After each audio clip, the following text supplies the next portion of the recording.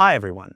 Today we're going to talk about how to make a track louder. This is a very common question from my clients. How can you make a track really loud, powerful and punchy without it being overloaded or overcompressed? That's exactly what we'll discuss today. My name is Ivan. I am a mixing engineer of major mixing and online mixing and mastering service. With over 10 years of experience, we have worked with big labels and famous artists. Through my practice, I've developed the best way to make a song as loud as possible without unwanted distortion. By the way, if you're looking for high-quality mixing and mastering services, our team of professionals is here to help.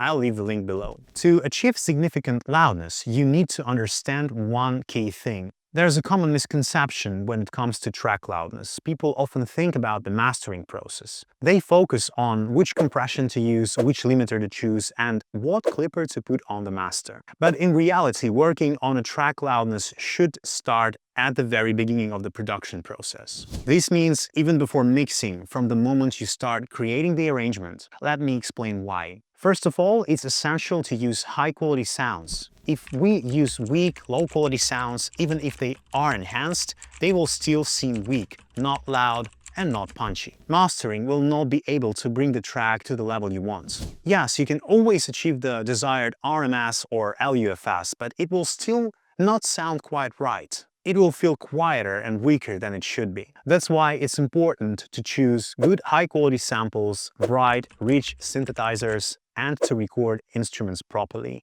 so all the tracks are clear and clean with the necessary frequency response. Such projects will be easier to mix and master. The second step is achieving the right balance. Proper balance of elements can determine the loudness a track will be able to achieve. For example, if we make a song with an emphasis on low frequencies, having a loud kick, bass, and other low-end instruments, the entire track will feel quieter than other songs with the same RMS level. This is because, according to the Fletcher-Munson curve, lower frequencies sound quieter and need more power, more decibels, to feel as loud as mid-frequencies. At the same time, if you made the mix too bright, it will sound harsh. So the goal is to create a balanced, well-mixed track without overloading low frequencies. Let's talk a bit more about the low frequency range. How can you avoid overloading them but still ensure that low-end elements are balanced, punchy, and distinct? This is called professional bass management.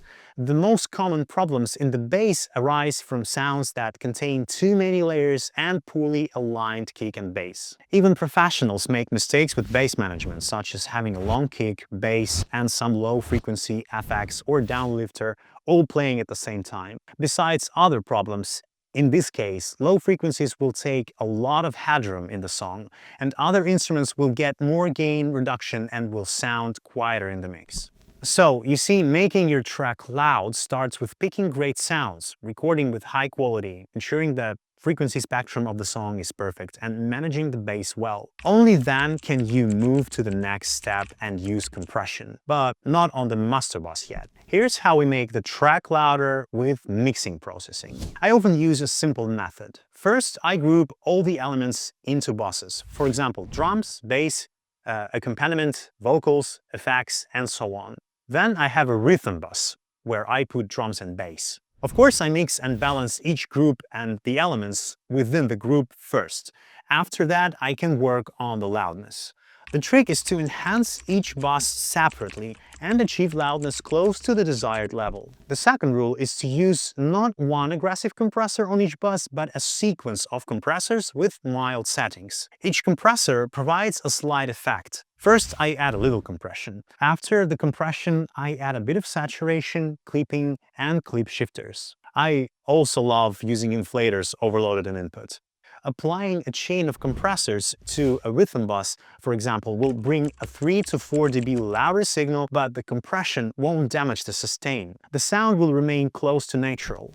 For instance, on the drum bus, I might use a slow compressor, then a slightly faster one, followed by a compressor with very short attack and release times. Each of them will provide close to 1 dB gain reduction, so the total gain reduction will be around 2 to 3 dB. The result you get using a sequence of compressors is much better than using one compressor with a 3 dB gain reduction. This way, we gradually compress the bass and drums with compressors, limiters, distortion, and so on. On the accompaniment bus, I might also add tape saturation. After this, all the tracks have a little compression on them, sound good, and are not damaged. If you use a limiter on the master bus to make a dynamic song loud, it can cause unwanted distortion.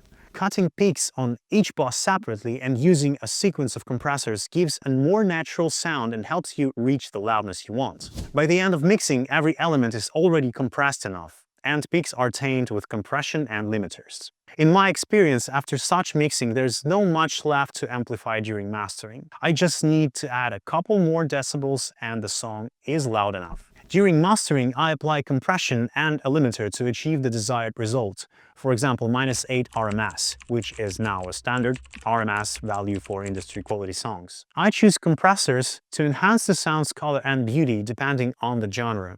For live music, I might use compressors like the SSL compressor or Capital Mastering compressor. For electronic music, I may use the API 2500 or Elysia Alpha compressor.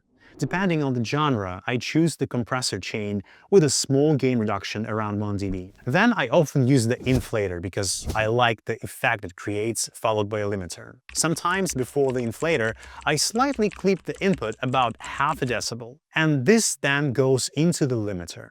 I use the AOM invisible limiter, and it's the most transparent limiter in my opinion. I also use the UAD precision limiter, which is also a great choice. And the master record is ready. By following this procedure from the beginning as I described, you'll achieve industry-quality, punchy, loud music without unwanted distortion. Subscribe to our channel and become part of the major mixing community. If you learned something new from this video, give it a thumbs up.